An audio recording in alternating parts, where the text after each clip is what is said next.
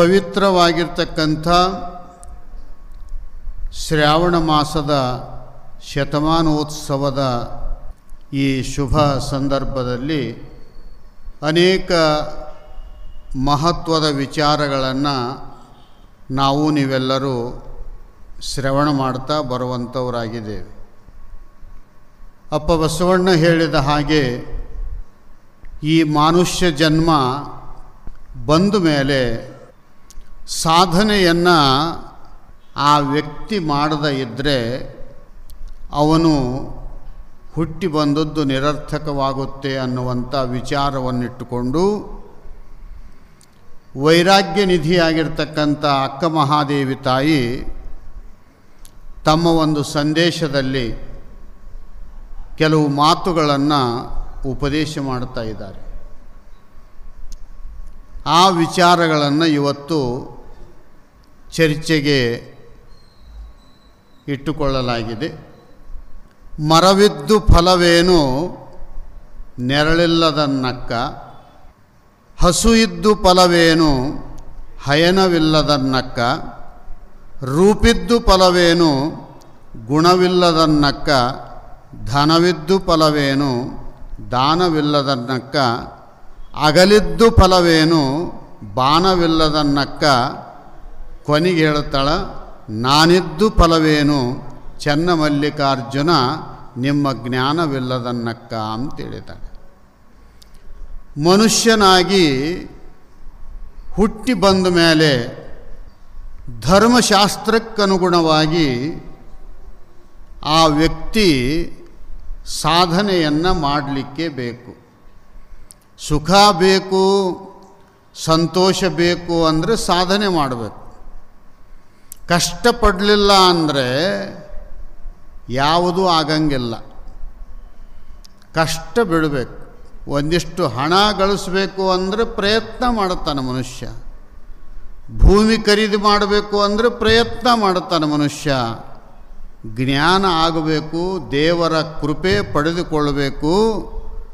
ದೇವರ ಜ್ಞಾನ, ನಿನ್ನ ಜ್ಞಾನ ನಿನಗೆ ಆಗಬೇಕು ಅಂದ್ರೂ ಸಹಿತ ನೀನು ಪ್ರಯತ್ನವಾದಿಯಾಗಿರಬೇಕು. ಪ್ರಯತ್ನ ಇಲ್ಲ ಅಂದರೆ ಫಲ ಸಿಗಲಿಕ್ಕೆ ಸಾಧ್ಯ ಇಲ್ಲ.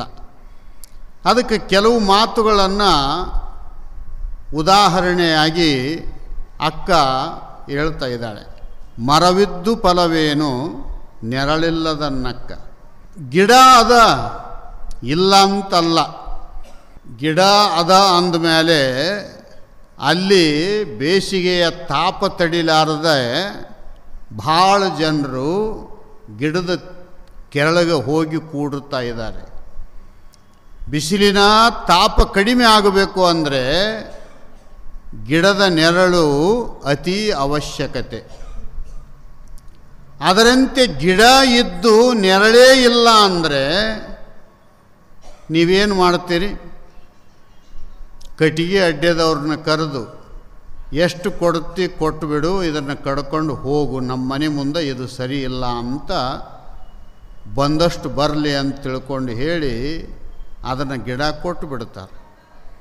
ಯಾಕಂದರೆ ನೆರಳೇ ಇಲ್ಲ ಅಂದಾಗ ಅದರದ್ದು ಕೆಲಸ ಏನಿಲ್ಲಿ,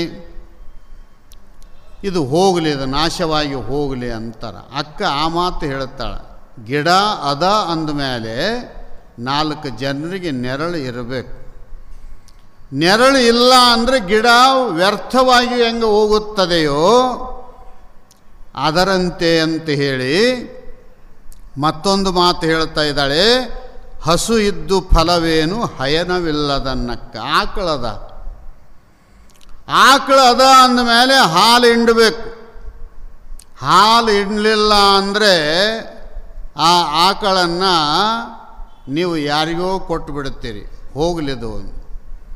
ಇದನ್ನು ಮೇಷಿ ಮೇಷಿ ಮೇಷಿ ದಣಕಂತಿವೆ ಹೊರತು ಇದರ ಅಮೃತ ಸಮಾನವಾಗಿರ್ತಕ್ಕಂಥ ಹಾಲು ಇಲ್ಲ ಅಂದರೆ ಇದು ವ್ಯರ್ಥ ಅಂತ ತಿಳಿದುಕೊಂಡು ಹೇಳಿದ್ದಾರೆ. ಅದಕ್ಕೆ ಹಸು ಇದ್ದು ಫಲವೇನು ಹಯನವಿಲ್ಲದನ್ನಕ್ಕ,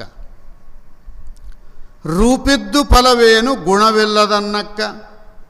ಭಾಳ ಮಂದಿ ಏನದ ಅಂದರೆ ಅತಿ ಸುಂದರವಾಗಿರ್ತಾ ಇದ್ದಾರೆ. ಅದಕ್ಕೆ ಎಲ್ಲದಕ್ಕೂ ಗುಣವೇ ಭೂಷಣವಲ್ಲದೆ ಮಣಿ ಹೇಮಾದಿಗಳಲ್ಲವು ಸರ್ಪಭೂಷಣರು ಬರೀತಾರೆ.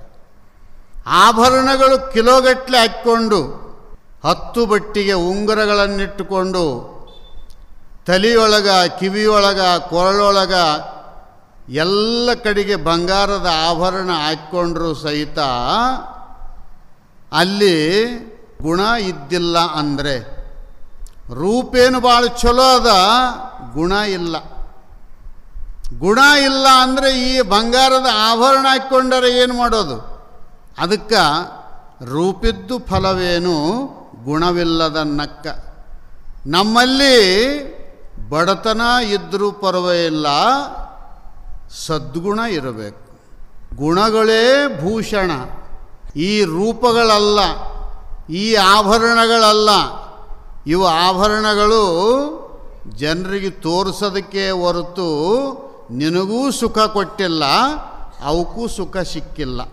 ಅದಕ್ಕೆ ಗುಣ ಒಳ್ಳೆಯದಿರಬೇಕು. ಗುಣ ಕೆಟ್ಟದಿಟ್ಟುಕೊಂಡು ದೇವಸ್ಥಾನಕ್ಕೆ ಸುತ್ತರಿದ್ರು, ಏನು ಜಪ ಎಣಿಸಿದರು, ತಪಸ್ಸು ಮಾಡಿದರು, ಒಂದು ಒಳ್ಳೆಯ ಗುಣ ಇಲ್ಲ ಅಂದರೆ ಆ ಮನುಷ್ಯನನ್ನು ಕುಲದೊಳಗೆ ತೆಗೆದಿಟ್ಟಂಗೆ ಜನ ವ್ಯವಹಾರ ಮಾಡುತ್ತಾರೆ. ಅವನ ಗುಣ ಸರಿಗಿಲ್ಲ. ಅವನು ಎಲ್ಲಿ ಹೋಗಿ ಏನು ಮಾತಾಡಬೇಕು ಅದು ಮಾತು ಅವನಿಗೆ ಮಾತಾಡೋಕ್ಕೆ ಬರಂಗಿಲ್ಲ. ಏನು ಮಾತಾಡಬಾರದು ಅಂತ ಅಲ್ಲಿ ಏನು ಇರ್ತದ, ಅಲ್ಲಿ ಏನದ ಅಂದರೆ ಕೆಟ್ಟ ಶಬ್ದಗಳನ್ನು ಮಾತಾಡ್ತಾನೆ, ಅವನ ಗುಣ ಸರಿಗಿಲ್ಲ ಅಂತ ಹೇಳ್ತಾರೆ. ಬಟ್ಟೆ ಹರಿದಿರುವಲ್ಲು ಯಾಕೆ? ಮೈ ಮೇಲೆ ಆಭರಣ ಇರಲಿಕ್ಕಿಲ್ಲ, ಬಡವ, ದುಡ್ಡು ಇಲ್ಲ, ಇರಲಿಕ್ಕೆ ಮುರುಕು ಗುಡಿಸಿಲಿ ಅದ, ಆದರೆ ಒಳ್ಳೆ ಗುಣವಂತ ಇದ್ದ ಅಂದರೆ ಆತನನ್ನು ಎಲ್ಲ ಕಡೆಗೆ ಗೌರವಿಸ್ತಾ ಇದ್ದಾರೆ. ಹಣದಿಂದ ಗೌರವತ್ತು ಸಿಗೋದಿಲ್ಲ, ಅದಕ್ಕೆ ಗೌರವತ್ತು ಕೊಡೋರು ಅದಕ್ಕಂತನೇ ಮಂದಿ ಜೊತೆಯಾಗಿರ್ತಾರೆ. ಈ ಧರ್ಮಶಾಸ್ತ್ರದ ಪ್ರಕಾರವಾಗಿ ಸಮಾಜದಲ್ಲಿ ಗೌರವತ್ವ ಇರಬೇಕು ಅಂದರೆ ಒಳ್ಳೆಯ ಗುಣ ಇರಬೇಕು. 4 ಜನ ಕಿರಿಯರು ಬಂದರೆ ಅವರಿಗೆ ಒಳ್ಳೆಯ ಬುದ್ಧಿ ಮಾತುಗಳನ್ನು ಹೇಳುವ ವ್ಯಕ್ತಿತ್ವ ಹೊಂದಿರಬೇಕು. ಹಿರಿಯರು ಬಂದರೆ ಅವರ ಮಾತುಗಳನ್ನು ಕೇಳ್ತಕ್ಕಂಥ ಸೌಜನ್ಯ ಇರಬೇಕು. ನನಗೆಲ್ಲ ಗುರ್ತದ, ಎಲ್ಲ ಪುರಾಣ, ಕೆಲವ್ರು ಅಂತಿರ್ತಾರೆ ಎಲ್ಲ ಪುರಾಣ ಓದಿ ಬಿಟ್ಬಿಟ್ಟಿನಂತಾರೆ. ಅವರು ಹಿಡ್ಕೊಂಡಿಲ್ಲ, ಬಿಟ್ಬಿಟ್ಟನಂತ. ನೀವು ಬೇಕಾದಂಥ ಪುಸ್ತಕ ಕೊಡ್ರಿ, ಒಂದು ರಾತ್ರಿ ಒಳಗೆ ತಿರುವಿ ಹಾಕಿ ಮುಗಿಸಿ ಬಂದು ಮುಂಜಾನೆ ಡಬ್ಬ ಹಾಕಿಬಿಡ್ತೇನೆ ಪುಸ್ತಕ ಅಂತಾರೆ ಅವರು. ಆದರೆ ನೀನು ಒಂದೇ ದಿವಸದೊಳಗೆ ಪುಸ್ತಕ ಓದ್ತಿದ್ದೆ ಅಂದರೆ ಒಂದು ಪುಟದೊಳಗಿನ ಒಂದು ಸಾಲಿನ ಅರ್ಥದ ಅನುಭವ ನಿನಗಾಗಿಲ್ಲ ಅಂತಲೇ ಅರ್ಥ. ಅನ್ನ ಭಾಳ ರುಚಿ ಅದ ಅಂತ ತಿಳ್ಕೊಂಡು ಹೆಂಗಾರ ತಿಂತೀವಿ ಅಂತಂದರೆ ಎಮ್ಮಿಗಳು ತಿನ್ನಂಗಿಲ್ಲ. ಪುಟ್ಟಿ ಒಳಗೆ ಹತ್ತಿ ಕಾಳು ತೌಡಿಟ್ರೆ ಅದಕ್ಕೆ ತಾಟೆ ಪುಟ್ಟಿಗೆ ಗುದ್ದಿ ಏನದ ಅಂದರೆ ಗ್ವಾದಿಲಿ ತುಂಬೆಲ್ಲ ಹೊಲಸು ಮಾಡಿ ಅದರೊಳಗೆ ಸ್ವಲ್ಪ ತಿಂತದ. ನಾವು ಸಹಿತ ತಾಟಿನೊಳಗೆ ಬಿದ್ದಿರ್ತಕ್ಕಂಥ ಪ್ರಸಾದ ಅದು ಭಗವಂತನಿಂದ ಬಂದದ್ದು. ಒಂದು ಅಗಳನೂ ಸಹಿತ ಬಿಡುವ ಹಾಗಿಲ್ಲ. ವೀರಶೈವ ಸಿದ್ಧಾಂತದಲ್ಲಿ ಧರ್ಮಾಚಾರ್ಯರು ಪ್ರಸಾದ ಮುಗಿದ ಮೇಲೆ ಒಂದು ಅಗಳನೂ ಬಿಡಂಗಿಲ್ಲ. ತಾಟನ್ನು ತೊಳೆದು ಮೊದಲು ಊಟ ಮಾಡುವುದಕ್ಕಿಂತ ಮೊದಲು ಎಷ್ಟು ಸ್ವಚ್ಛವಾಗಿತ್ತೋ ಅಷ್ಟು ಸ್ವಚ್ಛತೆ ಮಾಡತಕ್ಕಂಥ ಧರ್ಮವನ್ನು ನಮ್ಮ ಧರ್ಮಾಚಾರ್ಯರು ಉಪದೇಶ ಮಾಡಿದ್ದಾರೆ. ಎಮ್ಮೆ ಉಣ್ಣಂಗೆ ಉಣ ಅಂತೇಳಿಲ್ಲ. ಕೆಲವರು ನೋಡಬೇಕು, ಗಂಗಾಳದ ಸುತ್ತ ಕಣ ಅಂತ ಮಾಡ್ತಾರೆ. ಸುತ್ತ ಏನದ ಅಂದ್ರೆ ಒಡ್ಡು ಕಟ್ಟಿರ್ತಾರಲ್ಲ, ಅದರಂಗೆ ಇವನು ತೆಗೆದಾಕಿ ಕರಿಬೇವು ತೆಗೆದಾಕವನೆ, ಬೆಳ್ಳುಳ್ಳಿ ತೆಗೆದಾಕವನೆ, ಉಳ್ಳಾಗಡ್ಡಿ ತೆಗೆದಾಕವನೆ, ಯಾವುದರ ಬ್ಯಾಳಿ ಒಂದಿಷ್ಟಿತ್ತು ಅಂದ್ರೆ ಅದನ್ನು ತೆಗೆದಾಕವನೆ. ಮತ್ತು ಏನು ತಿಂತಾನೆ ಇವನು? ಏನು ತಿನ್ನೋದದ? ಏನು ಹಾಕಿದ್ದಾರೆ ಅದು ಎಲ್ಲ ಆಯುರ್ವೇದಿಕದಿಂದ ಕೂಡಿರ್ತಕ್ಕಂಥ ವಸ್ತುಗಳು. ಅವುಗಳನ್ನು ಯಾವುದೂ ಬಿಡಬಾರದು. ಲಿಂಗಾರ್ಪಿತವಾದ ಬಳಿಕ ತುತ್ತಿಗೊಮ್ಮೆ ಶಿವಶರಣ ಎನ್ನುತ್ತ ಉಂಡರೆ ಕರ್ಣವೃತ್ತಿಗಳು ಅಡಗುವ ಕೂಡಲ ಸಂಗನ ನೆನೆಯುತ್ತ ಉಂಡರೆ ಅಂತೇಳಿದ್ದಾರೆ. ನಮಗೆ ಯಾಕೆ ಬರಗಾಲ ಬರ್ತದ ಅಂತ ಕೇಳಿದರೆ, ನಮಗೆ ಯಾಕೆ ಒಪ್ಪತ್ತಿಗೆ ಅನ್ನಕ್ಕೆ ಅಭಾವ ಆಗ್ತದ ಅಂದರೆ, ಅನ್ನದ ಮೇಲೆ ನಾವು ದ್ವೇಷ ಮಾಡುತ್ತೀವಿ, ಅನ್ನದ ಮೇಲೆ ಸೊಕ್ಕು ಮಾಡುತ್ತೀವಿ.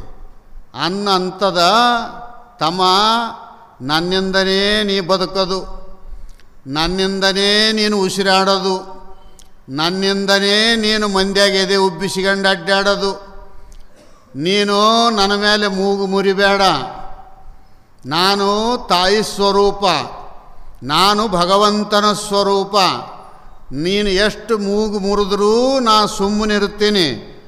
ಒಂದು ಸಲ ನೋಡಿ ನೋಡಿ ಸಾಕಾಗಿ ನಾನು ಮೂಗು ಮುರಿದೆ ಮಣ್ಣ ತಿನ್ಬೇಕಾಗ್ತದ ಮಗನೇ ಅಂತದ, ಮಣ್ಣೆ ತಿನ್ಬೇಕಾಗ್ತದ. ನನ್ನ ಮೇಲೆ ಮೂಗು ಮುರಿಬೇಡ, ನನಗೆ ತಲೆ ಬಾಗು, ನನಗೆ ಪೂಜ್ಯತೆಯ ಸ್ಥಾನವನ್ನು ಕೊಡು, ನಿನ್ನ ಉಸುರು ಇರುವ ಪರ್ಯಂತರ ನಿನ್ನ ತಾಟಿಗೆ ಅನ್ನ ಕಡಿಮೆ ಆಗಲದಂತೆ ನಾನು ನೋಡ್ಕೊಂತೀನಿ ಅಂತ ಅನ್ನ ಹೇಳುತ್ತದೆ. ಅನ್ನ ಪರಬ್ರಹ್ಮ ಸ್ವರೂಪ, ಅನ್ನ ಭಗವತ್ ಸ್ವರೂಪ, ಅನ್ನ ಭಗವತಿಯ ಸ್ವರೂಪ. ಅದಕ್ಕೆ ರೂಪ ಬೇಕಾದಷ್ಟು ರೂಪ ಇದ್ರೂ ಒಳ್ಳೆಯ ಗುಣ ಇದ್ದಿಲ್ಲ ಅಂದರೆ ಅಲ್ಲಿ ಮಾನ್ಯತೆ ಇಲ್ಲ. ಅದಕ್ಕೆ ಗುಣವೇ ಭೂಷಣ. ಎಲ್ಲರಿಗೆ ಏನು ಭೂಷಣ ಅಂತ ಕೇಳಿದರೆ, ಮಠಗಳಲ್ಲಿ ಆಗಲಿ, ದೇವಸ್ಥಾನಗಳಲ್ಲಿ ಆಗಲಿ, ಸಭೆ ಸಮಾರಂಭಗಳಲ್ಲಿ ಆಗಲಿ ನಮ್ಮ ಗುಣ ಒಳ್ಳೆಯದಿತ್ತು ಅಂತಂದರೆ ಎಲ್ಲರೂ ನಮ್ಮನ್ನು ಮುಂದಕ್ಕೆ ಕರೀತಾರೆ. ನಮ್ಮಲ್ಲಿ ಕೆಟ್ಟ ಗುಣ ಇತ್ತು ಅಂದರೆ ಇವ ಬಂದ ಬಾಗಿಲ ಹಾಕಿಬಿಡ್ರಿ ಅಂತ ಹೇಳ್ತಾರೆ. ಬಾಗಿಲ ಹಾಕಿಬಿಡ್ರಿ. ಅವ ಬಂದ ಅಂದರೆ ಏನು ಮಾತಾಡ್ತಾನೆ ಅವನಿಗೆ ಖಬರೇ ಇಲ್ಲ. ಏನು ಮಾತಾಡಬೇಕು, ಎಲ್ಲಿ ಯಾವ ಮಾತಾಡಬೇಕು, ಯಾರು ಕೂಡ ಹೆಂಗೆ ವ್ಯವಹಾರ ಮಾಡಬೇಕು ಅನ್ನುವಂಥ ಗುಣ ಇದ್ದಿಲ್ಲ ಅಂದರೆ ಅವನು ಜನ್ಮ ನಿರರ್ಥಕ.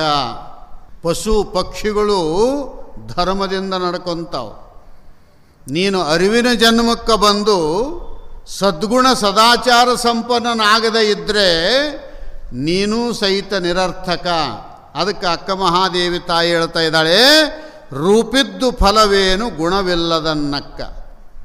ಮನುಷ್ಯನಲ್ಲಿ ಹಣ ಇರಲಿಕ್ಕಿಲ್ಲ, ಬಂಗಾರ ಇರಲಿಕ್ಕಿಲ್ಲ, ಆಸ್ತಿ ಇರಲಿಕ್ಕಿಲ್ಲ, ಬಿಲ್ಡಿಂಗ್ ಇರಲಿಕ್ಕಿಲ್ಲ, ಆದರೆ ಗುಣ ಒಂದು ಚಲೋ ಇತ್ತು ಅಂದರೆ ಜಗತ್ತಿನಲ್ಲಿ ಅವನು ಎಲ್ಲರಿಗಿಂತ ಮೇಲೆ ಇರ್ತಾ ಇದ್ದಾನೆ. ಅದಕ್ಕೆ ಗುಣವೇ ಭೂಷಣ.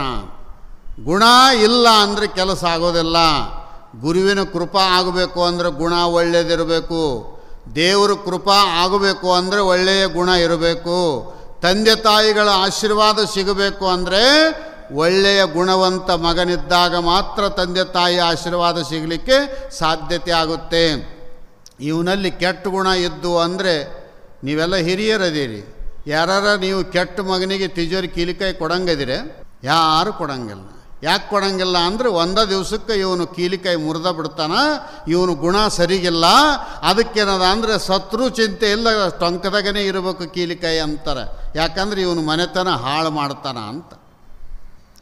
ಒಳ್ಳೆ ಮಗ ಇದ್ದ ಅಂದರೆ ಮಧ್ಯರಾತ್ರಿಯಲ್ಲಿ ಕೇಳಿದ್ರೂ ಸಹಿತ ಕೀಲಿಕಾಯಿ ಕೊಡ್ತಾರೆ. ವ್ಯವಹಾರದೊಳಗೆ ಒಂದಿಷ್ಟು ದುಡ್ಡು ಇಟ್ಟಂಥ ತಿಜೋರಿ ಕೀಲಿಕಾಯಿ ಕೊಡಬೇಕು ಅಂದ್ರೇ ಗುಣ ನೋಡ್ತಾರೆ. ಅಂದಮೇಲೆ ಇನ್ನು ಗುರುಗಳು ಮತ್ತು ದೇವರು ನಮ್ಮನ್ನು ಗುಣ ನೋಡ್ಲಾರ್ದಂಗೆ ತಥಾಸ್ತು ಅಂತಾನೇನು? ತಥಾಸ್ತು ಅನ್ನಬೇಕಾಗಿತ್ತು ಅಂದರೆ ನಮ್ಮಲ್ಲಿ ಪಾವಿತ್ರತೆ ಇರಬೇಕು. ಯಾವ ದೇವಸ್ಥಾನಕ್ಕರ ಹೋಗ್ರಿ, ಯಾವ ಗುರುಗಳ ಹತ್ರರ ಹೋಗ್ರಿ, ಗುರುವಿನ ಕೃಪಾ ನಮ್ಮ ಮೇಲೆ ಹರಿದು ಬರಬೇಕಾಗಿತ್ತು ಅಂದರೆ ನಮ್ಮಲ್ಲಿ ಉತ್ತಮವಾದ ಗುಣ ಇರಬೇಕು. ರೂಪ ಅಲ್ಲ, ಕೆಂಪುಗೆ ಬಣ್ಣ, ಆ ಬಣ್ಣ ಈ ಬಣ್ಣ ಅಂತ ಅಲ್ಲ. ಭಾಳ ಬಣ್ಣ ಎದ್ದು ಈಗ ಬೆಲ್ಲ ಅಂತ ತಗೊತಾರೆ, ನೋಡಿರಲ್ಲ ನೀವು? ಬೆಲ್ಲ ಯಾವುದು ಭಾಳ ಚಲೋ ಕಾಣಿಸ್ತದ ಕಣ್ಣಿಗೆ ಅಂತ ಕೆಲವರು ಅಜ್ಞಾನಿಗಳು ಚಲೋ ಬೆಲ್ಲ ಇದು ಅಂತ ತಿಳ್ಕೊಂಡು ಅದನ್ನು ಖರೀದಿ ಮಾಡುತ್ತಾರೆ. ಬುದ್ಧಿವಂತರಾದವರು ಕರೇ ಬೆಲ್ಲ ಖರೀದಿ ಮಾಡುತ್ತಾರೆ. ಯಾಕಂದರೆ ಕರೇ ಬೆಲ್ಲದೊಳಗೆ ಒಳ್ಳೆಯ ಗುಣ ಅದ. ಬೆಳ್ಳಗಿದ್ದು ಬೆಲ್ಲದೊಳಗೆ ಕೆಮಿಕಲ್ಸ್ ಮಿಶ್ರ ಅದ, ನೀ ತಿಂದರೆ ಆಸ್ಪತ್ರೆಗೆ ಹೋಗ್ಬೇಕಾಗ್ತದ ಅಂತ. ಅದಕ್ಕೆ ಬಣ್ಣಕ್ಕೆ ಬೆಲೆ ಇಲ್ಲ, ರೂಪಕ್ಕೆ ಬೆಲೆ ಇಲ್ಲ, ಸಂಪತ್ತಿಗೆ ಬೆಲೆ ಇಲ್ಲ. ಇಲ್ಲಿ ಸದ್ಗುಣಕ್ಕೆ ಬೆಲೆ ಅದ. ಅಕ್ಕ ಮಹಾದೇವಿ ತಾಯಿ ಹೇಳ್ತಾಳ, ರೂಪಿದ್ದು ಫಲವೇನು ಗುಣವಿಲ್ಲದನ್ನಕ್ಕ. ಮುಂದೆ ಹೇಳ್ತಾಳೆ, ಧನವಿದ್ದು ಫಲವೇನು ದಾನವಿಲ್ಲದನ್ನಕ್ಕ. ಭಾಳ ಗಳಿಸ್ಯಾನ ಅಂದ್ರೂ ದಾನ ಧರ್ಮ ಮಾಡಂಗಿಲ್ಲ ಅಂದರೆ ಅವನು ಗಳಿಸಿದ್ದು ಸಹಿತ ವ್ಯರ್ಥ. ಸರ್ವಜ್ಞ ಮಾತು ಒಂದು ಮಾತು ಹೇಳ್ತಾನೆ, ಸಿರಿಯ ಬಂದಾಗ, ಸಂಪತ್ತು ಬಂದಾಗ, ಸಿರಿ ಬಂದ ಕಾಲಕ್ಕೆ ಕರೆದು ದಾನವ ಮಾಡು. ಕೇಳಿದ ಮೇಲೆ ಕೊಟ್ಟದ್ದು ದಾನ ಅಲ್ಲ. ಸತ್ಪಾತ್ರದೋಳು ದಾನಮಮ್ಮ ಅಂತೇಳಿದ್ದಾರೆ. ಪಾತ್ರಗಳನ್ನು ವಿಚಾರ ಮಾಡಿ ತಿಳಿದು ದೇವರು ನನಗೊಂದಿಷ್ಟು ಕೊಟ್ಟಿದ್ದಾನೆ, ನಾನು ಒಂದಿಷ್ಟು ಕೊಡಬೇಕು ಅನ್ನುವಂಥ ಗುಣದಿಂದ ಕೊಟ್ಟರೆ ನಮ್ಮ ಸಂಪತ್ತಿಗೆ ಬೆಲೆ ಬರುತ್ತೆ. ಅದಕ್ಕೆ ಸಿರಿ ಬಂದ ಕಾಲಕ್ಕೆ ಕರೆದು ದಾನವ ಮಾಡು, ಕರೆದು ಕೊಡು. ಅದಕ್ಕೆ ಬೇಡುವಾತ ಜಂಗಮನಲ್ಲ, ಬೇಡಿಸಿಕೊಂಡು ಕೊಡುವಾತ ಭಕ್ತನಲ್ಲ. ಶರಣರ ಸಿದ್ಧಾಂತದ ಬೇಡಬಾರದು, ಬೇಡದೇ ಬರಬೇಕು. ಅದು ನಿಜವಾದ ದಾನ. ಯಾವ ಸಮಯಕ್ಕೆ ಯಾವ ಕೆಲಸಕ್ಕೆ ಉಪಯೋಗ ಆಗ್ತದೆ ಅನ್ನುವಂಥ ವಿಚಾರವನ್ನಿಟ್ಟುಕೊಂಡು ನೀನು ದಾನ ಅಂತಕ್ಕಂಥದ್ದು ಮಾಡಿದೆ ಅಂದರೆ ನಿನ್ನ ಸಂಪತ್ತಿಗೆ ಬೆಲೆ ಬರುತ್ತೆ. ಇನ್ನು ಕೆಲವರು ಇರ್ತಾರೆ, ಅವರು ಅಲ್ಯಾಕೆ ಕೊಡುತ್ತೆ, ಅವ್ರಿಗೆ ಯಾಕೆ ಕೊಡುತ್ತೆ, ಇವ್ರಿಗೆ ಯಾಕೆ ಕೊಡುತ್ತೆ. ಪುರಂದರದಾಸರು ಒಂದು ಮಾತಂತಾನೆ, ಹೊಲೆಯರು ಹೊಲೆಯರು ಅಂತಾರಲ್ಲ, ಯಾರು ಹೊಲೆಯರು ಅಂತ ಕೇಳಿದರೆ ಕೊಡುವ ದಾನಕ್ಕೆ ಅಡ್ಡ ಬಂದವನೇ ಹೊಲೆಯ. ಊರು ಹೊರಗಿದ್ದವರು ಹೊಲೆಯರಲ್ಲ, ಊರು ಹೊರಗಿದ್ದವರು ಕೀಳು ಮನುಷ್ಯರಲ್ಲ, ಕೊಡುವ ದಾನಕ್ಕೆ ಅಡ್ಡ ಬಂದವನೇ ಹೊಲೆಯ. ಪುರಂದರದಾಸರು ಹೇಳ್ತಾರೆ. ಅದಕ್ಕೆ ನೀನು ಕೊಡು, ಕೊಡೋರಿಗೂ ಸಹಿತ ಏನದ ಅಂತ ಕೇಳಿದರೆ ಪ್ರಚೋದನೆಯನ್ನು ಕೊಡು, ಮಾಡಬೇಕು ದಾನ ಅಂತ ಹೇಳು. ದುರ್ಯೋಧನ ಹಂಗ ಇದ್ದ. ದುರ್ಯೋಧನ ಹೆಂಗಿದ್ದ ಅಂತ ಕೇಳಿದರೆ ಕರ್ಣ ದಾನ ಮಾಡ್ತಿದ್ದ. ದಾನದಲ್ಲಿ ಕರ್ಣ ಶ್ರೇಷ್ಠ ಅಂತಕ್ಕಂಥ ಪ್ರಚಾರ ಆಯಿತು. ಯಾರೇ ಬರಲಿ, ಬ್ರಾಹ್ಮಣರೇ ಬರಲಿ, ಜಂಗಮರೇ ಬರಲಿ, ಭಿಕ್ಷುಕರೇ ಬರಲಿ, ಅನಾಥ ಅಂಧರೇ ಬರಲಿ, ಅವರಿಗೆ ಸಹಾಯ ಮಾಡತಕ್ಕಂಥ ಗುಣ ಕರ್ಣನಲ್ಲಿತ್ತು. ಯಾರೇ ಭಿಕ್ಷುಕರು ಬಂದರೂ ಸಹಿತ, ಬ್ರಾಹ್ಮಣರು ಬಂದರೆ, ಜಂಗಮರು ಬಂದರೆ ಕರ್ಣನ ಮನೆಗೇ ಹೋಗ್ತಿದ್ರು. ಕರ್ಣನ ಮನೆ ಸಣ್ಣದಿತ್ತು, ದುರ್ಯೋಧನನ ಮನೆ ಅರಮನೆ ಇತ್ತು. ಇವನು ಏನು ಕೊಡೋನೆಲ್ಲ. ಇವನು ಎಂಥ ಪಾಪಿ ಅಂದರೆ ದುರ್ಯೋಧನ, ದುಶ್ಯಾಸನ, ಅವರಪ್ಪ ಧೃತರಾಷ್ಟ್ರ. ದೂ ದೂ ದೂ ಅಂತ ಐತೆ. ದೂ ಅಂದರೆ ದುರ್ಗುಣಗಳ ಸಮೂಹ ಅಂತ. ಒಳ್ಳೆ ಗುಣಗಳ ಸಮೂಹ ಅಲ್ಲ. ದೂ ದೂ ದೂ ಅಂತ ಎಲ್ಲಿ ಬರ್ತದ, ಅದು ದುರ್ಗುಣಗಳ ಸಮೂಹ. ಅಂಥವನು ದುರ್ಯೋಧನ. ಎಲ್ಲರೂ ಮಾತಾಡೋರು.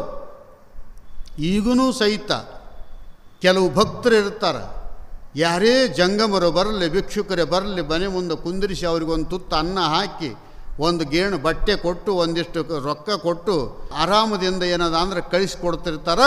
ಎಲ್ಲರೂ ಹೊಟ್ಟೆ ಹಸಿದವರು ಸೀದಾ ಡೈರೆಕ್ಟ್ ಅವ್ರ ಮನೆಗೇ ಹೋಗ್ತಾರೆ. ಬಾಜು ಮನೆ ಒಂದಿರ್ತದೆ, ಅವು ತುಪ್ಪದಾಗ ನೊಣ ಬಿದ್ದರೆ ಬಾಯಾಗಿಟ್ಕೊಂಡು ಒಗೆಯುವಂಥ ಕಂಪ್ನಿ ಅವು. ಅವಕ್ಕೆ ದಾನನೂ ಗುರುತಿಲ್ಲ, ಧರ್ಮನೂ ಗುರುತಿಲ್ಲ, ಯಾರಿಗೆ ಕೊಡಬೇಕು, ಎಂಥವ್ರಿಗೆ ಕೊಡಬೇಕು, ಯಾಕೆ ಕೊಡಬೇಕು ಖಬರೇ ಇರಂಗಿಲ್ಲ. ಕೊಟ್ಟವ್ರನ್ನ ಆಡಿಕೊಳ್ಳೋದು. ಎಲ್ಲರೂ ಜಂಗಮರು ಬಂದ್ರೆ ಅವನ ಮನೆಯಾಗ ಒಕ್ಕಂತಾರೆ, ಭಿಕ್ಷುಕರು ಬಂದ್ರೆ ಅವನ ಮನೆ ಮುಂದೆ ನಿಂದಿರ್ತಾರೆ. ಮತ್ತು ನೀ ಕೊಡು, ನಿನ್ನ ಮನೆ ಮುಂದೆ ನಿಂದಿರ್ತಾರೆ. ಇವ ದುರ್ಯೋಧನ ಹಿಂಗೆ ಆಡಿಕೊಳ್ಳಕತ್ತಿದ. ಜನ ಮಾತಾಡ್ತಿದ್ರು, ಏನು ಕರ್ಣ ದಾನ ಮಾಡ್ತಾನೆ. ಹೆಂಗೆ ಮಾಡ್ತಾನೆ ದಾನ ಅಂತ ಕೇಳಿದರೆ, ಪೂಜೆಗೋಸ್ಕರವಾಗಿ ಪತ್ರಿ ಪುಷ್ಪಾದಿಗಳನ್ನು ತರಲಿಕ್ಕೆ ಸ್ನಾನ ಮಾಡಿದ ಮೇಲೆ ಬಂಗಾರದ ಬಟ್ಲು ಕೈಯೊಳಗಿಟ್ಟುಕೊಂಡು ತೋಟದೊಳಗೆ ಹೋಗಕತ್ತಿದ್ದ. ಒಬ್ಬ ಬ್ರಾಹ್ಮಣ ಬಂದು ನಿಂತು ಭವತಿ ಭಿಕ್ಷಾಂದೇಹಿ ಅಂದ. ಕರ್ಣ ನೋಡಿದ, ಬಟ್ಲ ಎಡಗೈಯಾಗಿತ್ತು. ನೋಡಿದ ಕರ್ಣ, ಸ್ವಾಮಿ ಬಾ ಮುಂದಕ್ಕೆ ಅಂತ ಎಡಗೈಲಿಂದ ಜೋಳಿಗೆಯಾಗ ಬಂಗಾರದ ಬಟ್ಲ ಹಾಕಿದ. ಬ್ರಾಹ್ಮಣ ಅಂತಾನ. ಕರ್ಣ ಮಹಾರಾಜ ಬಲಗೈಲಿಂದ ದಾನ ಕೊಡಬೇಕು, ಎಡಗೈಲಿಂದ ಕೊಡಬಾರದು ಅಂದ. ಆವಾಗ ಕರ್ಣ ಒಂದು ಮಾತಂತ ನಾವು ನೆನಪಿಟ್ಕೊಂಡಿರಬೇಕು, ಬಲ ಎಡ ಅಂತಿಲ್ಲ. ಅದಕ್ಕೆ ನಮ್ಮ ವೀರಶೈವ ಸಿದ್ಧಾಂತದಲ್ಲಿ ಲಿಂಗದ ಪೂಜಾ ಎಡಗೈಯೊಳಗನೆ ನಡೀತದೆ. ಭಾಳ ಜನ ಎಡ ಅಂದ್ರೆ ಸುಮಾರು ಅಂತಾರೆ, ಬಲ ಅಂದ್ರೆ ಶ್ರೇಷ್ಠ ಅಂತಾರೆ. ಮತ್ತು ಎಡ ಇಲ್ಲ ಅಂದರೆ ಯಾರನ್ನು ಕತ್ತರಿಸಾಕಂಗೆ ಇದ್ದಾರೆ, ಸುಮಾರು ಅಂತ ತಿಳ್ಕೊಂಡು. ಹೊಸ್ದಾಗಿ ಮೊದಲಿಗೆತ್ತಿ ಮನೆ ಪ್ರವೇಶ ಆಗ್ಬೇಕಾದ್ರೆ ಬಲಗಾಲಿಟ್ಟು ಬಾ ಅಂತಾರೆ. ಇವತ್ತೊಂದು 2 ಮನೆ ಪೂಜೆಗೆ ಹೋಗಿದ್ವಿ, ಆಕಳನ್ನ ಜಗ್ಗಿ ಬಲಗಾಲಿಡು ಅಂತ. ನಿನ್ನ ಹತ್ರ ಚಲೋ ಗುಣ ಇತ್ತಂದ್ರೆ ಬಲ ಏನು ಎಡ ಏನು? ನಿನ್ನಲ್ಲಿ ಅಂಡು ಮಟ್ಟ ಪಾಪ ತುಂಬಿಕೊಂಡು ಬಲಗಾಲಿಟ್ರೆ ಏನಾಗಬೇಕಾಗ್ಯದ? ಯಾರು ಬಂದಂಥ ಪ್ರಥಮ ಪ್ರವೇಶ ಆಗುವ ಸಂದರ್ಭದಲ್ಲಿ ಬಲಗಾಲ ಇಡಬೇಕು ಅಂದರೆ ಎಡಗಾಲಿಟ್ರೆ ಏನಾರು ಆಗ್ತದ? ಬಲಗಾಲಿಟ್ಟವ್ರು ಹಂಗೆ ಉಳ್ಕೊಂಡಾರ ಚಿರಂಜೀವಿಯಾಗಿ ಪ್ರಪಂಚದಲ್ಲಿ. ಎಲ್ಲರಿಗೂ ಒಂದು ದಿವಸ ಹೋಗೋದದ. ಜಾತಶಹಿ ಧ್ರುವಂ ಮೃತ್ಯು ಧ್ರುವಂ ಜನ್ಮ ಮೃತಶ್ಚ. ಕಟ್ಟಿದ್ದು ಬೀಳ್ತದ, ಹುಟ್ಟಿದ್ದು ಸಾಯ್ತದ. ಇದು ಜಗದ ನಿಯಮ. ದುರ್ಯೋಧನ ಈ ರೀತಿ ಅಂದಾಗ ಬಂಗಾರದ ಬಟ್ಟಲನ್ನು ಬ್ರಾಹ್ಮಣನಿಗೆ ಎಡಗೈಯಿಂದನೇ ಕೊಟ್ಟ ಕರ್ಣ. ಇದು ಪ್ರಚಾರ ಆಯಿತು. ಪ್ರಚಾರ ಆದಮೇಲೆ ದುರ್ಯೋಧನ ಕಿವಿಗೆ ಬಿತ್ತು, ನಮ್ಮ ಅರಮನೆಯೊಳಗೆ ನಂದಿಷ್ಟು ಸಂಪತ್ತದ, ನಾನು ಮಹಾರಾಜ, 101 ಮಂದಿ ನಾವು ಅಣ್ಣ ತಮ್ಮಂದಿರು, ಇಷ್ಟಿದ್ದು ನಮ್ಮ ಮನೆಯೊಳಗೆ ಕೆಲಸ ಮಾಡ್ತಕ್ಕಂಥ ಈ ಕರ್ಣನ ಮನೆಗೇನೇ ಬ್ರಾಹ್ಮಣರು ಜಂಗಮರು ಭಿಕ್ಷುಕರು ಹೋಗ್ತಾರ ಅಂದರೆ ಇನ್ನು ಅದು ಬಂದ್ ಮಾಡಬೇಕು ಅಂತ ವಿಚಾರ ಮಾಡಿದ. ಯಾರೇ ಭಿಕ್ಷುಕರು ಬಂದರೆ ದುರ್ಯೋಧನ ಮಹಾರಾಜನ ಹತ್ರನೇ ಬರಬೇಕು ಅಂತ ಬೋರ್ಡ್ ತಿರುವಿ ಹಾಕಿದರು. ಅಲ್ಲಿ ಕೆಲವು ಮಂದಿನ ಡ್ಯೂಟಿಗೆ ಹಾಕಿದರು. ಕರ್ಣನ ಮನೆಗೆ ಭವತಿ ಭಿಕ್ಷಾಂದೆ ಅಂತ ಬಂದರೆ ಇಲ್ಲಿಲ್ಲ ಅಲ್ಲಿ ಕೊಡ್ತಾರೆ ಹೋಗು ಅಂತ ಕಳಿಸೋದು. ಅಲ್ಲಿಗೆ ಹೋದ್ಮೇಲೆ ಅವನು ಕೊಡ್ತಾನೇನು ಜಲ್ದಿ? ಭಿಕ್ಷುಕರು ಬಂದಾರೆ, ಬ್ರಾಹ್ಮಣರು ಬಂದಿದ್ದಾರೆ, ಜಂಗಮರು ಬಂದಿದ್ದಾರೆ ಅಂತಂದರೆ ಕುಂದ್ರಂತೇಳೋದು, ಅವ್ರು ಯಾವ ಊರವರು, ಅವರು ಎಕಡೆ ಪದವರು, ಅವರು ಯಾವ ಸಂಪ್ರದಾಯ, ಇವೆಲ್ಲಸು ಕೇಳ್ತಿದ್ದಾನೆ. ಬಿಗಿಸ್ತಾನ ಮಾಡ್ತಾನೆ. ನೀವು ಅನ್ನ ನೀಡೋದಕ್ಕೆ ಇವೆಲ್ಲ ಕೇಳೋದ? 10 ರೂಪಾಯಿ ಕೊಡೋದಕ್ಕೆ ಇವೆಲ್ಲ ಕೇಳೋದ? ಯಾರಾದರೂ ಏನು? ನಿನ್ನ ಪಾಪ ಪರಿಹಾರ ಆಗಬೇಕಾಗಿತ್ತು ಅಂದರೆ ಡಾಕ್ಟ್ರ್ ಹತ್ರ ಹೋಗಿ ನೀ ಯಾವ ಮಂದ್ಯವ, ನೀ ಯಾವ ಊರವನ, ಏನು ತೆಲುಗ, ಏನು ಕನ್ನಡ, ಏನು ಮರಾಠ್ಯ, ಹಿಂದಿ ಅಂತ ಕೇಳಿದರೆ ಅವಂತಾನೆ ಉಲ್ಟ ಚುಚ್ಚುತ್ತಾರೆ ನೋಡಿ ನಿನಗೆ ಸೂಜಿ ಅಂತಾನೆ. ನಿನಗ ರೋಗ ಹೋಗ್ಬೇಕಾಗ್ಯದ, ಸುಮ್ಮನಿರು, ನಿನ್ನ ರೋಗಕ್ಕೆ ತಕ್ಕ ಔಷಧ ನಾನು ಕೊಡ್ತೀನಿ ಅಂತಾನೆ. ಅಲ್ಲಿ ಏನಾರ ಕೇಳಕ್ಕೆ ಹೋದ್ರೆ ನಡೆಯಂಗಿಲ್ಲ. ಅದರಂಗೆ ದುರ್ಯೋಧನ ಮನೆಗೆ ಎಲ್ಲರೂ ಹೋಗ್ತಿದ್ರು, ವಾಪಸ್ ಕಳಿಸ್ತಿದ್ದ. ದಯಾಳು ಆಗಿರ್ತಕ್ಕಂಥ ಗೋಪಾಲಕೃಷ್ಣ ಪರಮಾತ್ಮ ವಿಚಾರ ಮಾಡಿದ. ಪುರಂದರದಾಸರು ಹೇಳಿದಂತೆ ಕೊಡುವ ದಾನಕ್ಕೆ ಅಡ್ಡ ಬಂದವನೇ ಹೊಲೆಯ ಅಂದ ಹಾಗೆ ಈ ದುರ್ಯೋಧನನಿಗೆ ದುರ್ಗುಣ ತುಂಬ್ಯದ. ಇವನಿಗೆ ಒಂದಿಷ್ಟು ಬುದ್ಧಿ ಕಲಿಸಬೇಕು ಅಂತ ತಿಳ್ಕೊಂಡು ವೃದ್ಧ ಬ್ರಾಹ್ಮಣ ವೇಷದಲ್ಲಿ ಶ್ರೀಕೃಷ್ಣ ಪರಮಾತ್ಮ ಬಂದ ದುರ್ಯೋಧನ ಮನೆಗೆ. ಭವತಿ ಭಿಕ್ಷಾಂದೇಹಿ ಅಂದ. ದುರ್ಯೋಧನ ಕುಂತಿದ್ದ, ಸೇವಕರನ್ನ ಕಳಿಸಿದ.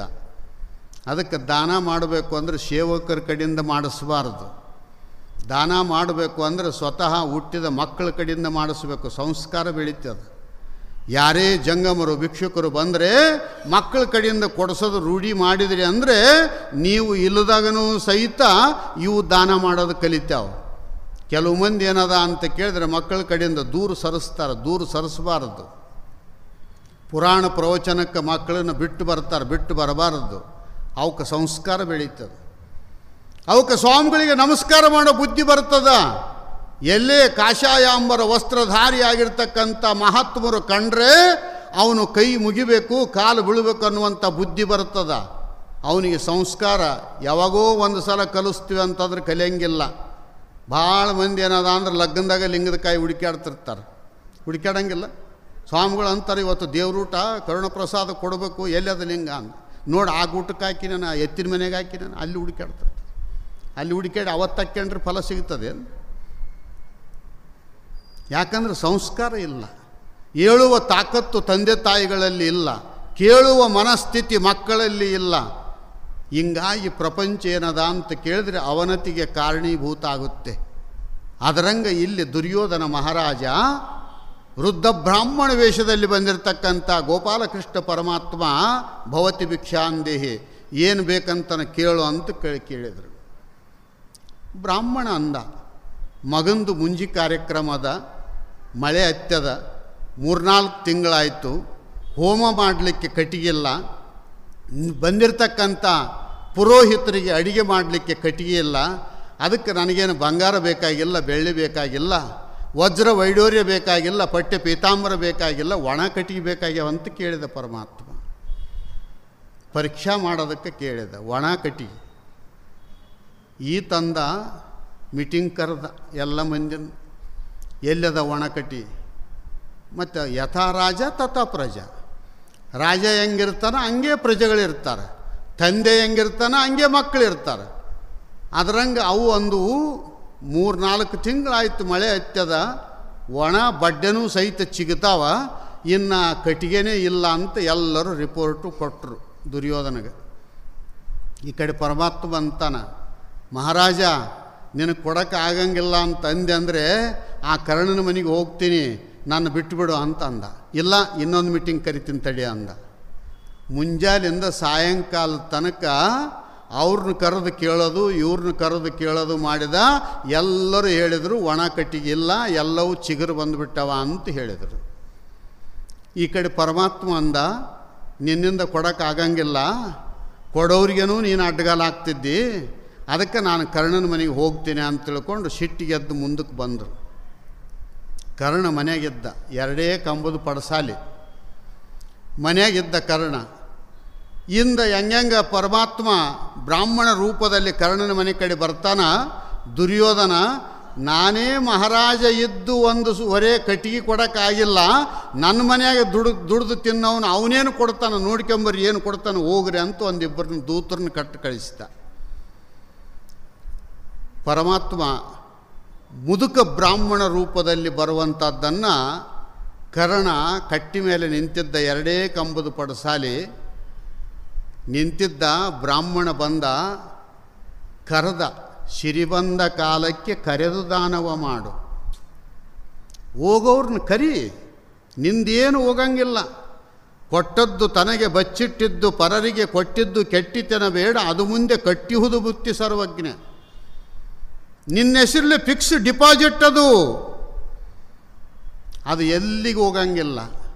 ನಾವು ಎಷ್ಟು ಮಾಡಿರುತ್ತೀವಿ ಅಷ್ಟು ದೇವ್ರು ಹೆಂಗೆ ಕೊಡ್ತಾನ ಅಂತ ಕೇಳಿದರೆ, ಅಡಿವ್ಯಾಗ ಇದ್ರೂ ಸಹಿತ ಅಲ್ಲಿ ಪ್ರಸಾದ ಸಿಗುತ್ತದೆ. ನನ್ನ ನೋಡಿ ಸಿಕ್ಕದಂತ ನಾವು ದಡ್ಡರು ಅನ್ಕೊಂತೀವಿ, ನನ್ನ ನೋಡಿ ಕೊಟ್ಟದ್ದಲ್ಲ, ಅದು ದೇವರು ಕಳಿಸಿದ ಪ್ರಸಾದ. ಅದು ಅದರಂಗೇನದ ಅಂದರೆ ಬ್ರಾಹ್ಮಣನನ್ನು ಕರೆದು, ಸ್ವಾಮಿ ಏನಾಗಬೇಕಾಗಿದೆ ಅಂತ ಕೇಳಿದ. ಕರ್ಣ, ನನ್ನ ಮಗನ ಮುಂಜಿ ಕಾರ್ಯಕ್ರಮ ಅದ, ಅದಕ್ಕೆ ಎಲ್ಲ ಅದ, ದವಸ ಧಾನ್ಯಗಳು ತುಂಬಿದಾವೆ ಮನೆಯೊಳಗೆ, ದಾನ ಕೊಡಲಿಕ್ಕೆ ಸಾಕಷ್ಟು ಬಂಗಾರ ಅದ, ಹಣನೂ ಅದ, ವಸ್ತ್ರನೂ ಅದ, ಎಲ್ಲನೂ ಅದ. ಆ ಪುರೋಹಿತರಿಗೆ ಹೋಮ ಮಾಡಲಿಕ್ಕೆ ಒಣ ಕಟ್ಟಿಗೆ ಇಲ್ಲ, ಅದಕ್ಕೋಸ್ಕರವಾಗಿ ದುರ್ಯೋಧನ ಹತ್ರ ಹೋಗಿದ್ದೆ. ಆತ ಮೀಟಿಂಗ್ ಮಾಡೋದ್ರೊಳಗೆ ಟೈಮ್ ಪಾಸ್ ಮಾಡಿದ, ಅದಕ್ಕೆ ಕರ್ಣನ ಮನೆಗೆ ಹೋದ್ರೆ ಬರ್ತದ ಅಂತ ತಿಳ್ಕೊಂಡು ಈ ಕಡೆ ಬಂದೀನಿ. ಕರ್ಣ ನನಗೆ ಒಣ ಕಟ್ಟಿಗೆ ಬೇಕು ಅಂದರೆ ಹಿಂದೆ ಮುಂದೆ ನೋಡಲಿಲ್ಲ, ಬಲಾಢ್ಯ ಇದ್ದ ಕರ್ಣ ಎಡಗೈಯಿಂದ ತುಂಡನ್ನು ಹಿಂಗೆ ಎತ್ತಿ ಕಂಬಕ್ಕೆ ಒತ್ಕೊಂಡು ಹೋಗಿದ್ರು ಅಂತ ಹೇಳಿದ. ತಗೊಂಡು ಹೋಗಿದ್ದಾರೆ. ಇವು ನೋಡಕ್ಕೆ ಬಂದವನು ಅಂದ, 2 ಕಂಬದ ಪಡಸಾಲಿ, ಅದರಾಗ ಕಂಬವ ತುಂಡು ಮೇಲೆ ಎತ್ತನ ಎಡಗಾಲಿನಿಂದ ಒತ್ಕೊಂಡು ಹೋಗು ಅಂತ ತಿಳ್ಕೊಂಡು ಬ್ರಾಹ್ಮಣ ಕೊಟ್ಟು ಕಳಿಸ್ತೀವಿ. ಇವರು ಓಡಿ ಹೋದರು, ಮಹಾರಾಜ ಮಹಾರಾಜ ಅಂದ. ಕೊಟ್ಟನೇನು ಒಣ ಕಟ್ಟಿ ಅಂತ ಕೊಟ್ಟ. ಎಲ್ಲಿದ್ದು ಅವನ ಹತ್ರ? ಪಡಸಾಲೆಯಾಗಿ ನಿಂತಿದ್ದ. ಬ್ರಾಹ್ಮಣ ಬಂದು ಭವತಿ ಭಿಕ್ಷಾಂದೇಹಿ ಅಂದ, ಎಡಗೈಲಿಂದ ತುಂಡು ಎತ್ತಿ ಕಂಬಕ್ಕೆ ಒತ್ಕೊಂಡು ಹೋಗಂತ ಅಂದ. ಅವಾಗ ದುರ್ಯೋಧನ ಅಂತ, ನಮ್ಮೂ ಹಳೆ ಮನೆ ಕಟ್ಟಿಗೆ ರಗಡಿದ್ದು ಅಂದ. ಮತ್ತು ಕೊಡ ಬುದ್ಧಿ ಬರಲ್ಲ, ಯಾಕಂದ್ರೆ ನಮ್ಮೂ ರಗಡಿದ್ದು ಬಿದ್ದು ಮನೆ, ಯಾಕಂದ್ರೆ ನಾನು ಮಹಾರಾಜ, 100 ಎಕರೆ ನನಗೆ ಕಟ್ಟಡಗಳದಾವ, ಹುಡುಕ್ಯಾಡ್ರನೋ ಬುದ್ಧಿ ಬರಲಿಲ್ಲ. ಅದಕ್ಕೆ ದಾನ ಮಾಡಬೇಕು ಅಂದ್ರೂ ಸಹಿತ ಪುಣ್ಯ ಮಾಡಿರಬೇಕು. ಅದಕ್ಕೆ ಕೆಲವರು ಸತ್ತಾಗ ಪಿಂಡ ಅಂತ ಇಡ್ತಾರೆ.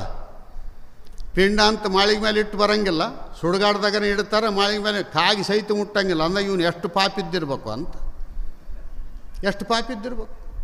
ಕಾಗಿ ಸಹಿತ ಮುಟ್ಟಂಗಿಲ್ಲ.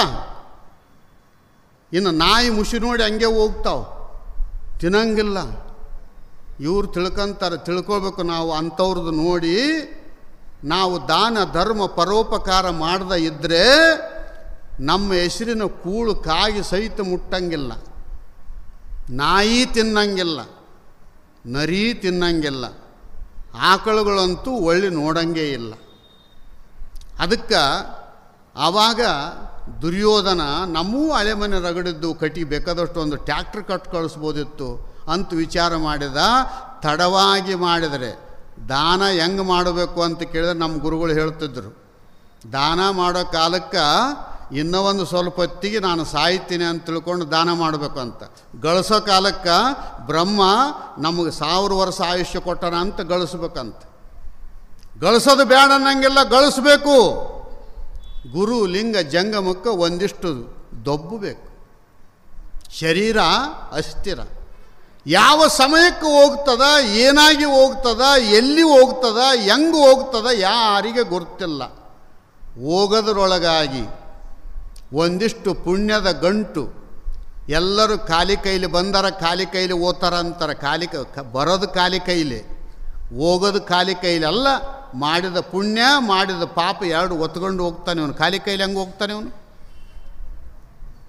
ಸುಮ್ಮನೆ ಅಂತಾರೆ, ಹೊರಗೆ ಏನು ಇಟ್ಟಿರಂಗಿಲ್ಲಲ್ಲ, ಅದಕ್ಕೆ ಖಾಲಿ ಕೈಲಿ ಹೊಂಟಾರ ಅಂತಾರೆ. ಖಾಲಿ ಕೈಲಿಲ್ಲ. ಬರೋ ಮುಂದೆ ತಾಯಿ ಗರ್ಭದಿಂದ ಬರೋ ಮುಂದೆ ಖಾಲಿ ಕೈಲೇ, ಹೋಗೋ ಮುಂದೆ ಒಂದು ಪುಣ್ಯ ಒಂದು ಪಾಪ ಒತ್ಕೊಂಡು ಹೋಗ್ತಾನೆ.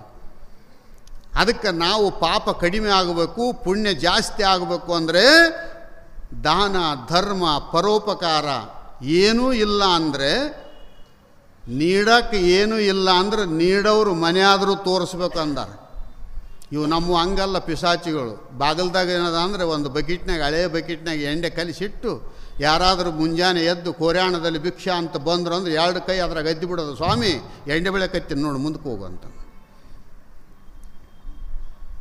ಯಾರನ್ನ ಬರಲ್ಲ, ಅವ್ರು ಮುಂದಕ್ಕೆ ಹೋದ ತಕ್ಷಣ ಕೈ ತೊಳ್ಕೊಳ್ಳೋದು. ಮತ್ತೆ ಯಾರನ್ನ ಬಂದುಬಿಟ್ರು ಅಂದ್ರೆ 2 ಕೈ ಅದ್ರಾಗ ಅದ್ದದು. ಸ್ವಾಮಿ ಕೈ ಕಾಲಿಲ್ಲ ನೋಡಿ ಮುಂದಕ್ಕೆ ಹೋಗೋ ಅಂತ. ಎಂಥ ಪಿಶಾಚಿಗಳಿವು! ಎಷ್ಟು ಗಳಿಸಿ ಏನು ಮಾಡಂಗದ್ರಿ? ಎಷ್ಟು ಗಳಿಸಿದ್ರೂ ಸಹಿತ ಏನು ಒಂದು ಗುಂಜಿ ಬಂಗಾರನ ಕುಣ್ಯಾಗ ಹಾಕಂಗದಾರ? ಇಲ್ಲ ಗಳಿಸಿದ್ದು ಒಂದಿಷ್ಟು ಒಯ್ಯಕ್ಕೆ ಬರ್ತದ, ಪ್ಯಾಕ್ ಮಾಡ್ಕೊಂಡು ಅನ್ನೋದು ಗ್ಯಾರಂಟಿಯರ್ ಯಾರಿಗ್ಯಾರದ? ಯಾರಿಗೆಲ್ಲ.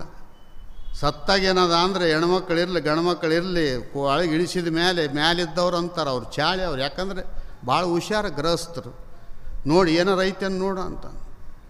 ಕಿವಿಯಾಗಿಂದ ಏನಾರು ಐತನ್ನು ನೋಡು, ಕೊಳ್ಳಗಿಂದ ಹೆಂಗಾರ ಹರಿದು ಬಿಚ್ಚಿಗೆ ಅಂತಾರೆ, ಕಿವಿಯಾಗಿಂದ ಬಿಚ್ಚಿಗೆಬೇಕಲ್ಲ. ಅವಾಗ ಇವ್ರು ಮೇಲಿದ್ದವ್ರು ಅಂತಾರೆ, ಹೆಂಗಿದ್ರು ಹೋಗ್ಯದ ಕತ್ತರಿಸ್ಬಿಡು ಅಂತಾರೆ. ಮತ್ತು ನಿಮ್ಮ ಮನೆ ಬರ ಎಲ್ಲಿ ಹೋಯ್ತು? ಒಂದು ಗುಂಜಿ ಬಂಗಾರ ಒಯ್ಯಕ್ಕೆ ಪರ್ಮಿಷನ್ ಇಲ್ಲ, ಒಂದು ಸೂಜಿಷ್ಟು ಬಂಗಾರ ಒಯ್ಯಕ್ಕೆ ಪರ್ಮಿಷನ್ ಇಲ್ಲ. ಅದಕ್ಕೆ ಏನದ ಅಂದ್ರೆ ನಾವು ಪುಣ್ಯ ಮಾತ್ರ ಒಯ್ಯಕ್ಕೆ ಬರ್ತದ. ನಾವು ದಾನ ಧರ್ಮ ಪರೋಪಕಾರ ಮಾಡಬೇಕು. ಎಷ್ಟು ಕೊಟ್ಟಿವೋ ಅಷ್ಟು ನಮಗೆ ಬೆಳೀತದೆ. ಅದಕ್ಕೆ ಧನವಿದ್ದು ಫಲವೇನು, ದಾನವಿಲ್ಲದನ್ನಕ್ಕ.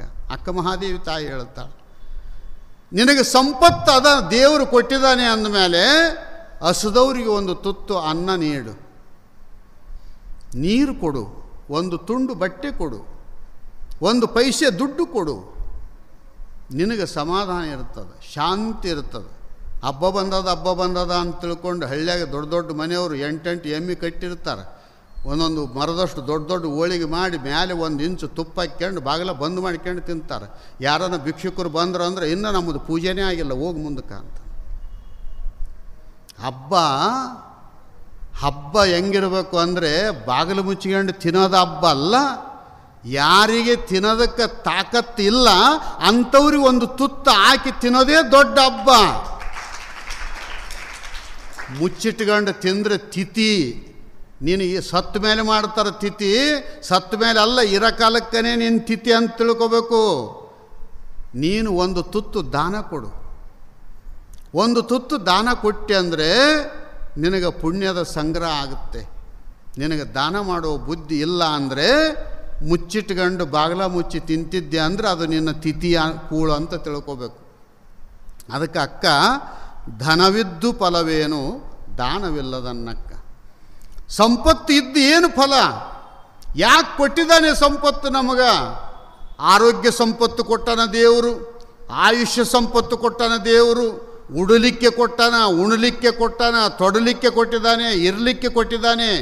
ಇವು ಎಲ್ಲ ಯಾಕೆ ಕೊಟ್ಟನ ಅಂತ ಕೇಳಿದರೆ, ನಿಮ್ಮ ಲೌಕಿಕ ಉದಾಹರಣೆ ಹೇಳಬೇಕು ಅಂದರೆ, ಯಜಮಾನ 4-5 ಮಂದಿ ಮಕ್ಕಳಿದ್ದು ಅಂದರೆ ಯಾವ ಮಗನ ಮೇಲೆ ಪ್ರೀತಿ ಇರ್ತಾನ ಅಂತ ಕೇಳಿದರೆ, ಎಲ್ಲರೂ ನನ್ನ ಬಂಧುಗಳು, ನಾವು ಅಣ್ಣ ತಮ್ಮಂದಿರು, ಎಲ್ಲದಕ್ಕೂ ನಾವು ಭಾಗಿಸ್ತರು ಅಂತ ತಿಳ್ಕೊಂಡು ಎಲ್ಲವನ್ನು ಯಾವನು ಹಂಚಿ ಉಣ್ತಾನೋ ಅಂಥವನ ಮೇಲೆ ಅಪ್ಪ ಪ್ರೀತಿ ಇರ್ತಾನೆ.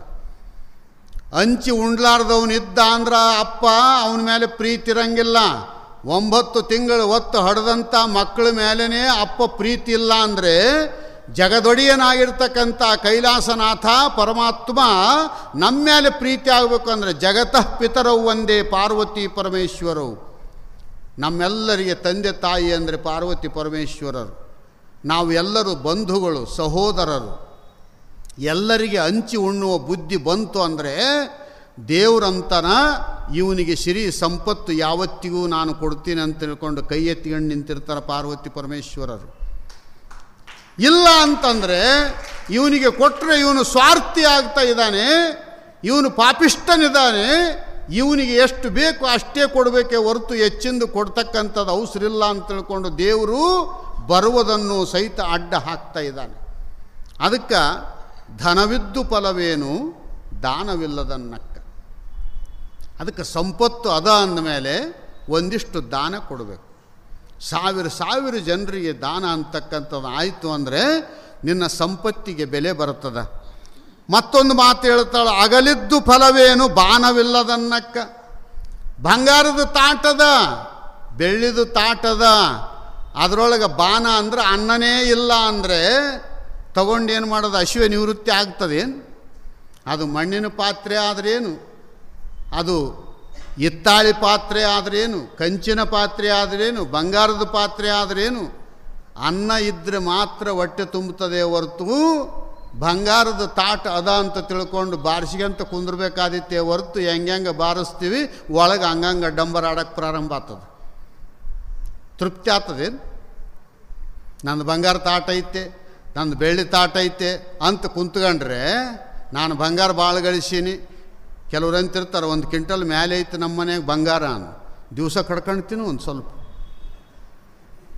ಹಸಿವಾದಂಗೆಲ್ಲ ಸ್ವಲ್ಪ ನೆಕ್ಕು ಬೇಕಾರೆ ಹೋಗಿ ಅಲ್ಲಿ ಅದು ಅಂಥದ.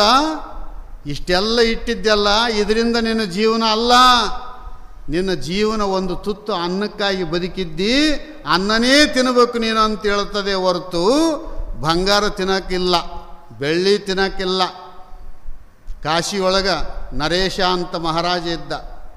ಅವನು ಊಟ ಆದಮೇಲೆ ದಿವಸ 1,000 ರೂಪಾಯಿದು ಎಲೆ ತಿಂತಿದ್ದ. 1,000 ರೂಪಾಯಿದು ಎಲೆ ಅಂದರೆ ಒಂದು 4-5 ಪುಟ್ಟಿ ತಿಂತಿದ್ದೇನಂತ ಕೇಳಿರಿ. ಒಂದೇ ಎಲೆ 1,000 ರೂಪಾಯಿ ಇದ್ದದು.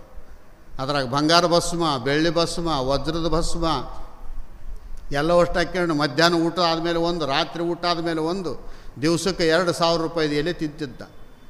ಹಂಗೇನಾದ್ರು ತಿನ್ನಂಗದೀವೇನು ನಾವು?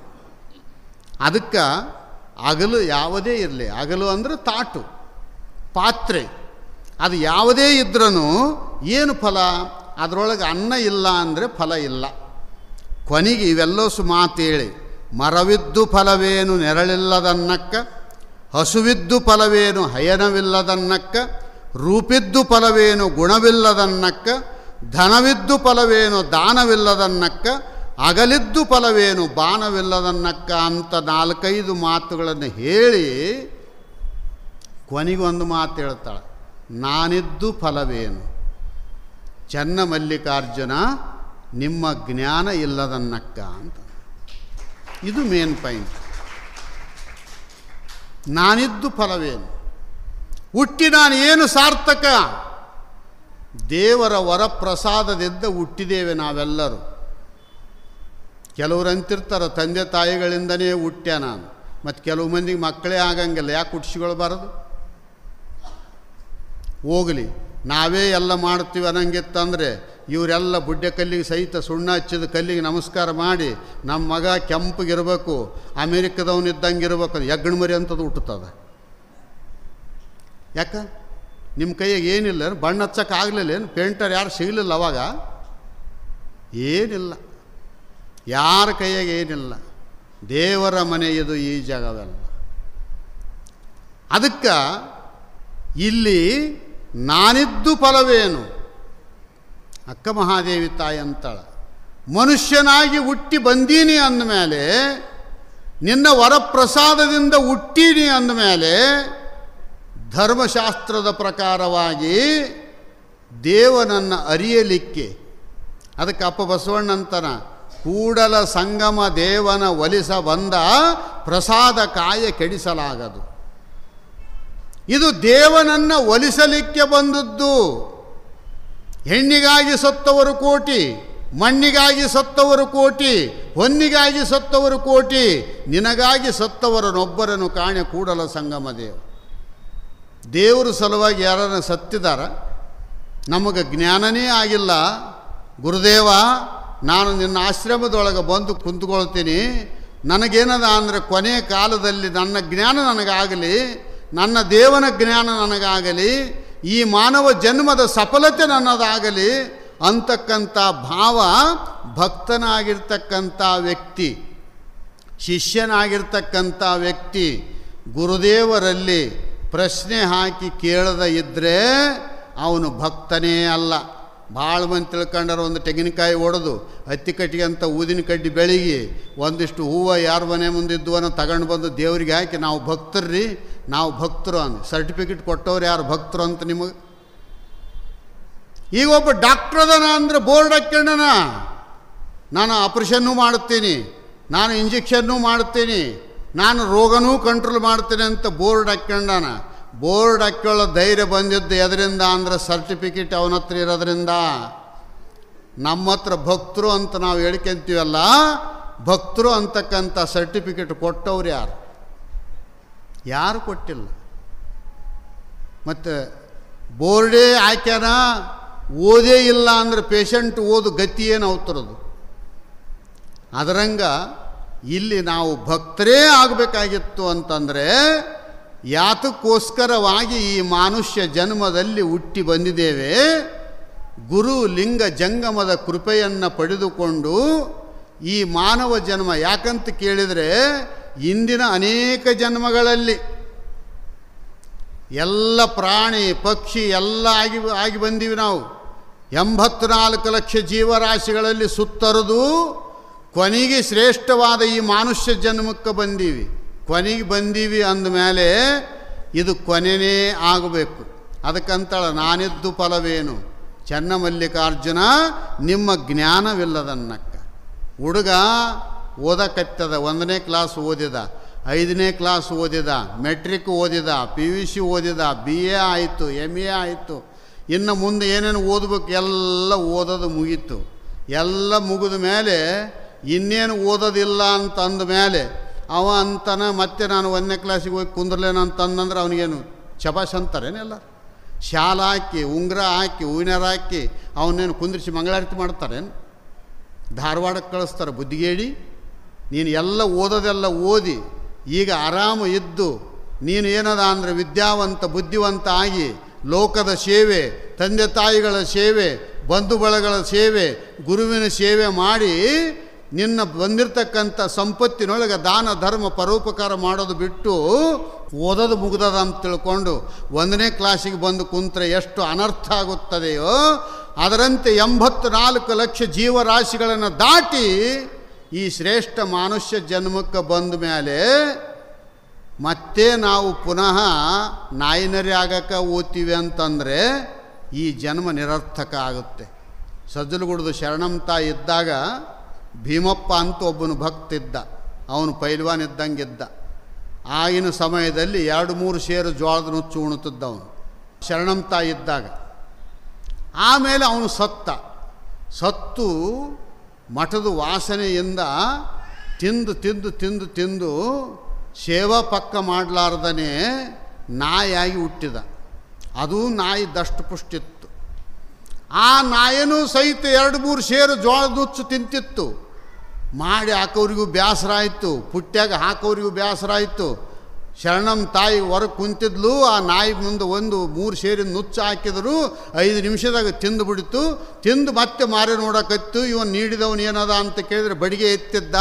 ಅವಾಗ ಶರಣಮ್ಮ ತಾಯಿ ಅಂದ್ಲು, ಬಡಿಗೆ ಎತ್ತಿ ಹೊಡ್ಯಕ್ಕೆ ಹೋಗ್ಬೇಡ, ಅವನು ಭೀಮ ಇರಕಲಕ್ಕನೂ 3 ಸೇರು ನುಚ್ಚು ತಿಂದ, ಈಗ ನಾಯಾಗಿ ಹುಟ್ಟೇನು 3 ಸೇರು ನುಚ್ಚು ತಿನ್ನಕತ್ಯಾನ, ಇನ್ನೂ ಸ್ವಲ್ಪ ಆಕ್ರೆ ಅದಕ್ಕೆ ಅಂತ ಹೇಳಿದ್ವಿ. ಏನು ಸಾರ್ಥಕ?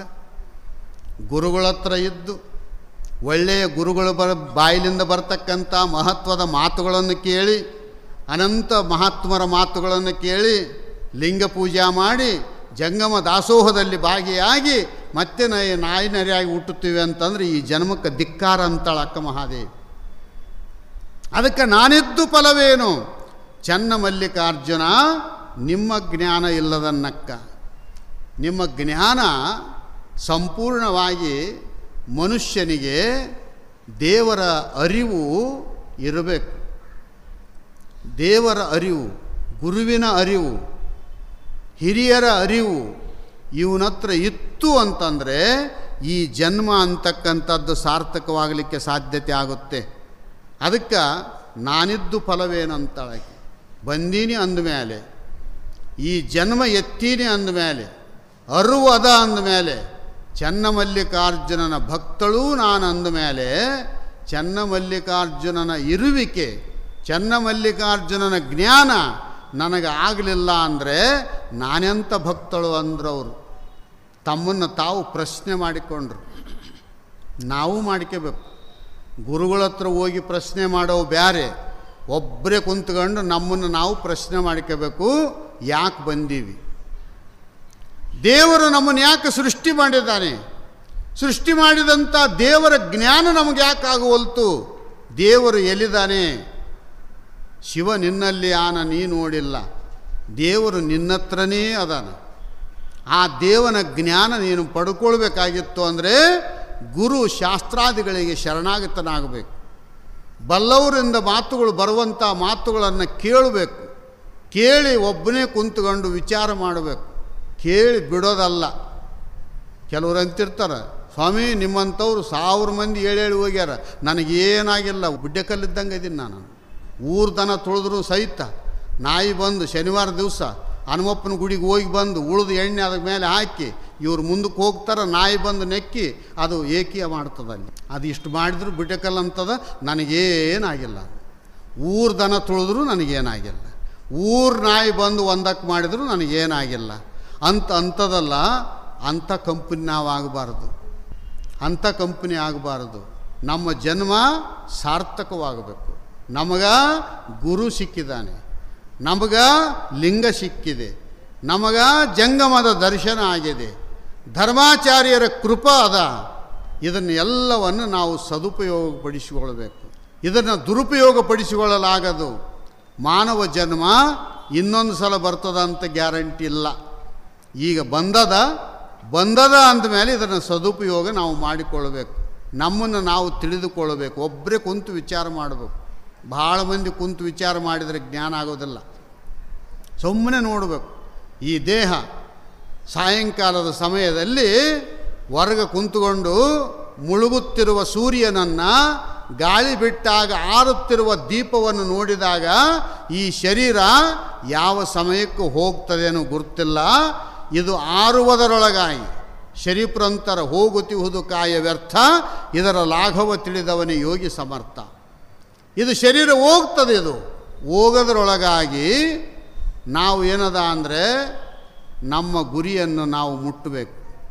ಅಕ್ಕ ಮತ್ತೊಂದು ಕಡೆಗೆ ಅಂತಾಳ, ಚನ್ನಮಲ್ಲಿಕಾರ್ಜುನ ನೀ ಕೊಟ್ಟ ಆಯುಷ್ಯವುಳ್ಳನ್ನಕ್ಕರ ಲಿಂಗಸುಖಿಗಳ ಸಂಘದಲ್ಲಿ ದಿನಗಳ ಕಳಿವೆನು. ನಾವಂತೀವಿ ಲಿಂಗಸುಖಿಗಳ ಸಂಘ ಬೇಡ, ಅಂಗಸುಖಿಗಳ ಸಂಘನೇ ಸಾಕು ನಮಗೆ ಅಂತ ನಾವು ಅಂತೀವಿ. ಶರಣರಂತರ ಇದು ಬೇಡ. ಇದು 84 ಲಕ್ಷ ಜೀವರಾಶಿಗಳಲ್ಲಿ ಇದು ಎಲ್ಲ ಮುಗಿದು ಹೋಗ್ಯಾವ, ಆಯುಷ್ಯ ದಾಟಿ ಹೋಗ್ಯಾವ.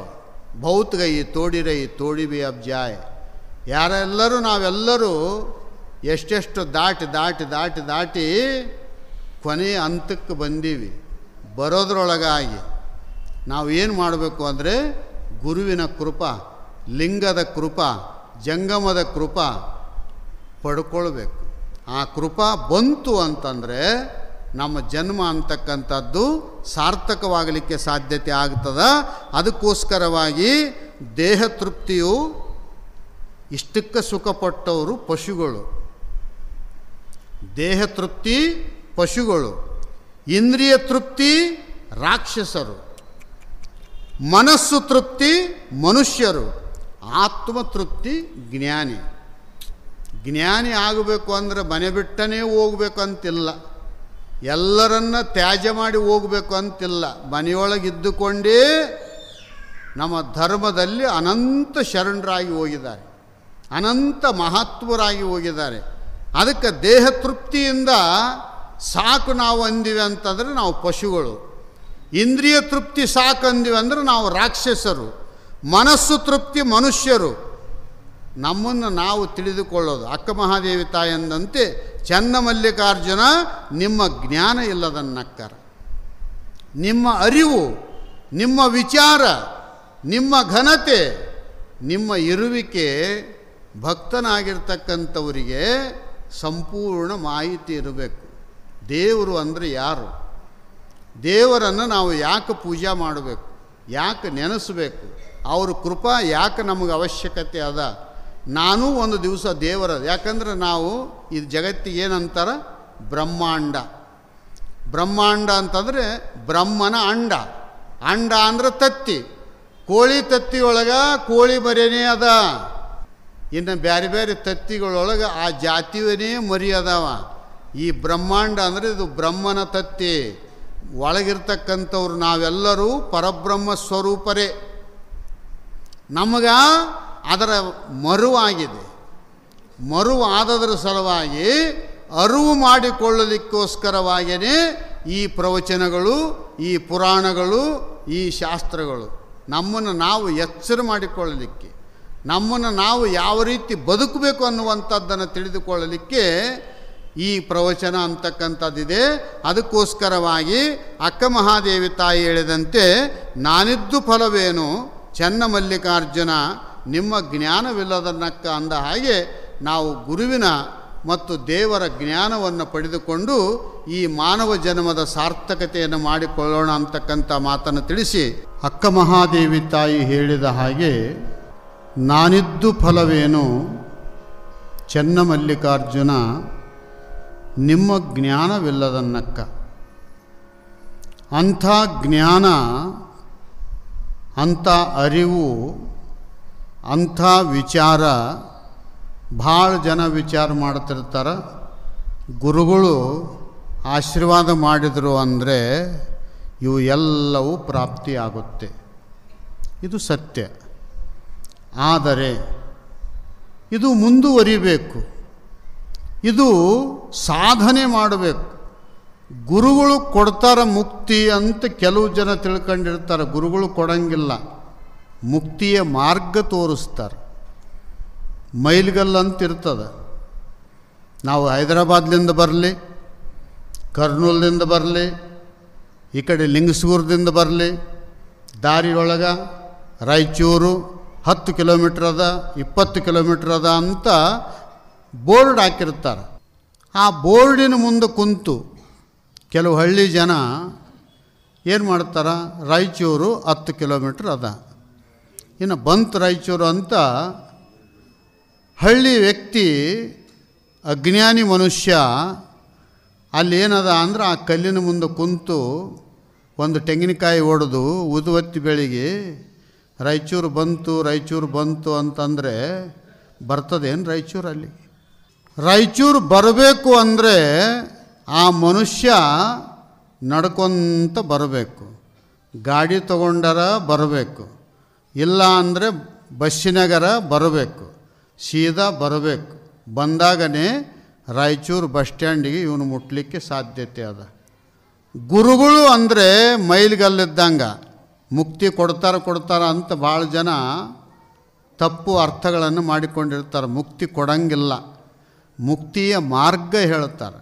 ಮೈಲ್ಗಲ್ಲು ಹೆಂಗೆ ರಾಯಚೂರು 10 ಕಿಲೋಮೀಟ್ರ್ ಅದ, ನೀನು ಸೀದಾ ಹಿಂಗೆ ಹೋದ್ರೇ ಬಸ್ ಸ್ಟ್ಯಾಂಡ್ ಬರ್ತದ, ಬಜಾರಕ್ಕೆ ಹೋಗ್ಲಿಕ್ಕೆ ಬರ್ತದ ಅಂತ ಹೆಂಗೆ ಬೋರ್ಡ್ ಹೇಳ್ಯದು, ಸಿಗ್ನಲ್ ತೋರಿಸೋದು, ಅದರಂಗೆ ಗುರುಗಳು ಸಿಗ್ನಲ್ ತೋರಿಸೋರು.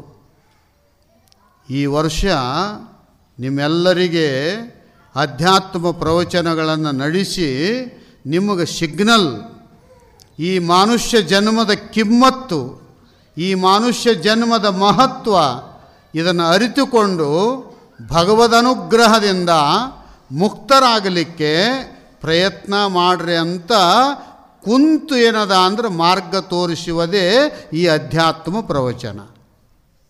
ಅಧ್ಯಾತ್ಮ ಪ್ರವಚನದ ಗುರಿ ಏನದ ಅಂದರೆ ಮಾರ್ಗ ತೋರಿಸೋದು. ಇದನ್ನು ಅವರೇ ಮಾಡಲಿ ಇವರೇ ಮಾಡಲಿ ಇದೆಲ್ಲ ನಮಗೆ ಅರ್ಥ ಆಗಂಗಿಲ್ಲ. ಸ್ವಾಮಿಗಳೇ ಇನ್ನೊಂದು 10 ಜಪ ಮಾಡಿರಿ, ಇನ್ನೊಂದು ತಪಸ್ಸು ನೀವೇ ಮಾಡಿರಿ ಅಂತಂದರೆ ಉದ್ಧಾರ ಆಗೋದು ನಮ್ಮ ಕೈಯಲ್ಲದ. ಇಬ್ಬರು ಜ್ಯೋತಿಷಿಗಳು, ಒಬ್ಬ ಜ್ಯೋತಿಷ್ಯ ಬೇರೆ ಊರಿನವನು, ಆ ಊರಿಗೆ ಬಂದಿದ್ದ. ನಾನು ಜ್ಯೋತಿಷ್ಯ ಹೇಳ್ತೀನಿ ಅಂತ ಬಂದಿದ್ದ. ಊರಾಗ ಒಬ್ಬಿದ್ದ, ಅವ ಸ್ವಲ್ಪ ಹೇಳ್ತಿದ್ದ. ಅವ ವಿಚಾರ ಮಾಡಿದ, ಇವ ಬಂದು ಜ್ಯೋತಿಷ್ಯ ಹೇಳಿದ ಅಂದರೆ ನನಗೆ ಕಿಮ್ಮತ್ತು ಕಮ್ಮಿ ಆಗ್ತದ, ಇವನ್ನ ಹೆಂಗಾರ ಮಾಡಿ ಸೋಲಿಸ್ಬೇಕು, ಅಪಮಾನ ಮಾಡಿ ಕಳಿಸ್ಬೇಕು ಅಂತ ತಿಳ್ಕೊಂಡು ಹೇಳಿ ಊರಾಗಿನ ಜ್ಯೋತಿಷ್ಯದ ಮನುಷ್ಯ ಅವನು ಮುಂದೆ ಬಂದು ಕುಂತ. ಕೈಯಾಗ ಒಂದು ಏನೋ ಹಿಡ್ಕೊಂಡು ಬಂದಿದ್ದ, ಕೈ ಮುಚ್ಚಿದ್ದ. ಏನು ಪಂಡಿತರೇ ನೀವು ಜ್ಯೋತಿಷ್ಯ ಹೇಳ್ತೀರೇನೋ ಅಂತಂದ. ಹೌದು ಹೇಳ್ತೀನಿ ಅಂದರು. ಅಂದಾಗ ಎಲ್ಲ ಜನ ಅಂದರು, ನಮ್ಮೂರವನಕ್ಕಿಂತ ಇವನೇ ಬಲ ಆತನೇನು, ಇವನಕ್ಕಿಂತ ಇವನು ಬಲ ಆತನೇನು. ಜನ ಏನದ ಅಂದ್ರೆ ಅವ್ರವ್ರಿಗೆ ಹಚ್ಚಿ ನಿಂತು ನೋಡ್ತಿರ್ತಾರೆ. ಅದ್ರಂಗೆ ನೋಡಾಕತ್ತಿದ್ರು ಯಾರು ಬಲ ಆತಾರೆ ಇದ್ರಾಗ. ಊರಾಗಿನವನು ನಾನು ಸುಮಾರು ಆಗಬಾರ್ದು ಇದ್ರೊಳಗೆ, ಇವನ್ನ ಹೆಂಗಾರ ಮಾಡಿ ಸೋಲಿಸ್ಬೇಕು ಅಂತ ತಿಳ್ಕೊಂಡು ನೀ ಜ್ಯೋತಿಷ್ಯ ಹೇಳ್ತಿದ್ದೆ ಅಂದಮೇಲೆ ನಾನು ಕೈಯಾಗ ಒಂದು ಹಿಡ್ಕೊಂಡು ಬಂದೀನಿ, ಇದು ಏನದ ಹೇಳು ಅಂದ. ಅವ ನೋಡಿ ಲೆಕ್ಕ ಮಾಡಿ ನಿನ್ನ ಕೈಯಾಗ ಗುಬ್ಬಿ ಮರಿ ಅದ ಅಂದ. ಇವನು ಅದನ್ನು ಹಿಡ್ಕೊಂಡು ಬಂದಿದ್ದ. ಇವ ಊರಾಗಿನವನಂದ, ಅಲ್ಲ ನಾನು ಇವನ್ನ ಏನದ ಅಂದ್ರೆ ಸೋಲಿಸ್ಬೇಕು ಅಂತಂದರೆ ಇವನು ಕರೆಕ್ಟ್ ಹೇಳಿಬಿಟ್ನಲ್ಲ, ಇನ್ನೂ ಒಂದು ಪಾಯಿಂಟ್ ಕೇಳ್ತೀನಿ, ಇದೇನು ಗಂಡು ಗುಬ್ಬೆ ಹೆಣ್ಣು ಗುಬ್ಬಿ ಹೇಳು ಅಂದ್ರೆ ಹೇಳಂತಂದು. ಅವಾಗ ಮತ್ತೆ ಲೆಕ್ಕ ಹಾಕಿದವನು. ಅವನಂದ, ಪಂಡಿತ ನಿನ್ನ ಕೈಯಾಗಿಂದು ಗಂಡು ಗುಬ್ಬಿ ಮರಿ ಅದ ಅಂದ. ಇವು ಎರಡು ಖರೆವಾದವು. ನಾನು ಊರಾಗೆದ್ದು ಸುಮಾರು ಆಗ್ತೀನಿ, ಇವರ ಪಂಡಿತಾಗಿ ಹೋಗ್ತಾನ, ಹೆಂಗೆ ಮಾಡೋದು ಇನ್ನೊಂದು ಕೇಳ್ತೀನಿ ಅಂದ. ಪಂಡಿತರೇ ಗುಬ್ಬಿ ಮರಿ ಅಂದ್ರಿ ಬರೋಬರಿ, ನಾನು ಗುಬ್ಬಿ ಮರಿನೇ ತಂದೀನಿ. ಗಂಡು ಅಂತ ಅಂದಿರಿ, ಗಂಡೇ ತಂದೀನಿ, ಬರೋಬರಿ ಆಯಿತು. ಮತ್ತು ಇದೇನು ಸತ್ತದ ಬದುಕ್ಯದ ಹೇಳು ಅಂತಂದರು. ಆವಾಗ ಅವನಂದ, ಸತ್ತದ ಬದುಕ್ಯದ ಅಂತ ಹೇಳೋಕ್ಕೆ ಈ ಪಂಚಾಂಗದಾಗ ಇಲ್ಲ, ಅದು ನಿನ್ನ ಕೈಯಾಗ ಐತೆ ಅಂದ. ನಾನು ಅಕಸ್ಮಾತು ಬದುಕ್ಯದ ಅಂದು ಕೈ ಒತ್ತಿಗೆ ಸಿಗುತ್ತೆ, ನಾ ಸತ್ತದ ಅಂದೆ ಕೈ ಹಾರಿಬಿಡುತ್ತೆ, ಇದು ನನ್ನ ಪಂಚಾಂಗದಾಗ ಇಲ್ಲ, ನಿನ್ನ ಕೈಯಾಗದ ಅಂದರು. ಆವಾಗ ಅವನಂದ, ಇದು ಬರೋಬರಿ ಅಂದ. ಅದರಂಗ ಉದ್ಧಾರ ಆಗೋದು, ಮುಕ್ತಿಯ ಸುಖ ಪಡೆದುಕೊಳ್ಳೋದು, ದೇವರ ಅನುಗ್ರಹ ಪಡಿಕೊಳ್ಳೋದು ಗುರುಗಳ ಕೈಯಾಗಿಲ್ಲ. ಗುರುಗಳು ಮಾರ್ಗದರ್ಶಕರು. ಈಗ ಕರೆದು ಹೇಳಕಚ್ಚಾರಲ್ಲ, ಉದ್ದೇಶ ಏನದ ಅಂದರೆ ಪವಿತ್ರವಾದ ಶ್ರಾವಣ ಮಾಸದಲ್ಲಿ ಪವಿತ್ರವಾಗಿರ್ತಕ್ಕಂಥ ವಿಚಾರಗಳನ್ನು ಎಲ್ಲರಿಗೆ ತಿಳಿಸಿ ಒಳ್ಳೆಯ ಭಕ್ತರನ್ನಾಗಿ ಮಾಡಬೇಕು. ಗುರುವಿನ ಕೃಪಾ, ಲಿಂಗದ ಕೃಪಾ, ಜಂಗಮದ ಕೃಪಾ ನಮ್ಮ ಮಠದ ಎಲ್ಲ ಭಕ್ತರಿಗೆ ಮುಟ್ಟಬೇಕು ಅನ್ನುವಂಥ ಮಾರ್ಗದರ್ಶಕರಾಗಿ ಇದು ನಡೆದದ. ಅದನ್ನು ತಗೊಂಡು ಉಪಜೀವನ ಮಾಡ್ತಕ್ಕಂಥದ್ದು ಮಠಗಳೊಳಗಿಲ್ಲ, ಪುಸ್ತಕದೊಳಗಿಲ್ಲ, ಪಂಚಾಂಗದೊಳಗೆ ಇಲ್ಲ, ನಮ್ಮ ಕೈಯೊಳಗದ. ಅವ ಹೇಳಿದ್ನಲ್ಲ, ಅದು ಸತ್ತದ ಬದುಕ್ಯದ ಅನ್ನೋದು ಪಂಚಾಂಗದಾಗ ಹುಡುಕ್ಯಾಡಿದ್ರೆ ಸಿಗಂಗಿಲ್ಲ, ಅದು ನಿನ್ನ ಕೈಯಾಗದ ಅಂತ. ಅದರಂಗೆ ಇದು ನಿಮ್ಮೆಲ್ಲರ ಕೈಯೊಳಗದ. ಅದಕ್ಕೆ ಈ 1 ತಿಂಗಳ ಪರ್ಯಂತರ ಈ ಒಳ್ಳೆಯ ವಿಚಾರಗಳನ್ನು ನೀವೆಲ್ಲರೂ ಶ್ರವಣ ಮಾಡಿ ಸದಾಚಾರ ಸಂಪನ್ನರಾದಿರಿ ಅಂತಂದರೆ ಗುರುಗಳ ಪ್ರಯತ್ನ ಅದು ಸಫಲವಾದಂತೆ ಅಂತಕ್ಕಂಥ ಮಾತನ್ನು ಹೇಳಿ